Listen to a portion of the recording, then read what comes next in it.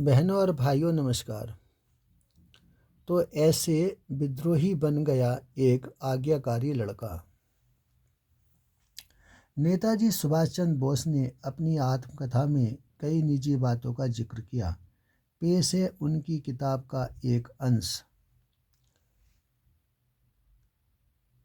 जब मैं मुश्किल से 15 साल का था तब विवेकानंद मेरी जिंदगी में आए।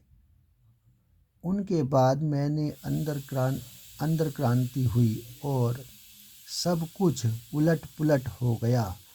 हालांकि यह युग स्वाभाविक था कि इसमें काफ़ी वक्त लगा कि मैं उनके उपदेशों की अहमियत या उनके व्यक्तित्व की महानता की सराहना कर पाऊँ।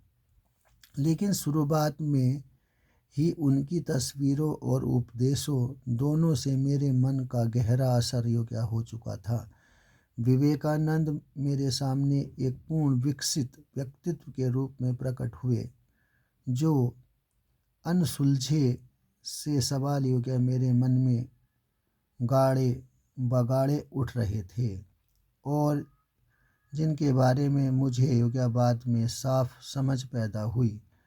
उनका संतोषजनक समाधान मुझे विवेकानंद से मिला।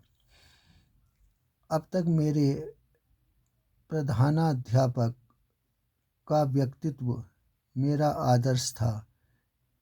पहले मैंने सोचा था कि मैं फिलॉसफी पढ़ूंगा जैसे उन्होंने पढ़ी थी और उनके कदमों पर चलूंगा, लेकिन अब मैंने उस मार्ग के बारे में सोचना शुरू कर दिया जो विवेकानंद ने दिखाया था।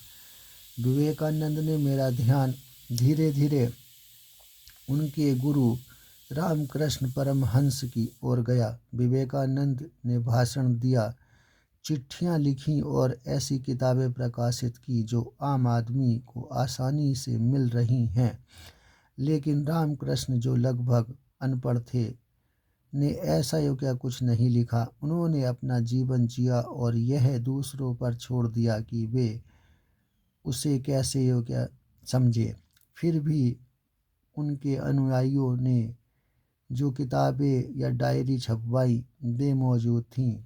उन किताबों में उनसे बातचीत के माध्यम से उनके उपदेशों का सार दिया गया था। इन किताबों का सबसे अहम तत्व उनका व्यवहारिक मार्गदर्शन था, जो खास तौर पर चरित्र निर्माण और आध्यात्मिक उत्थान के बारे में था। 23 जनवरी 1897, 8 अगस्त 1945 नेताजी सुभाष चंद्र बोस जन्मदिन गुरुवार पर विशेष। ईश्वर, आत्मा और धर्म जैसे विचारों का अंतिम सत्य, चाहे जो भी हो, एक व्यवहारिक नज़रिए से मैं कह सकता हूँ कि शुरुआती जीवन में धर्म और योग में रुचि लेने से मुझे बहुत फ़ायदा हुआ। मैंने ज़िंदगी को गंभीरता से लेना सीखा। जब मैं कॉलेज की दहलीज पर खड़ा था, मुझे भरोसा था कि ज़िंदगी का एक मतलब और मकसद है। उस मकसद को पूरा करने के लिए शरीर और मन का नियमित अनुशासन जरूरी था।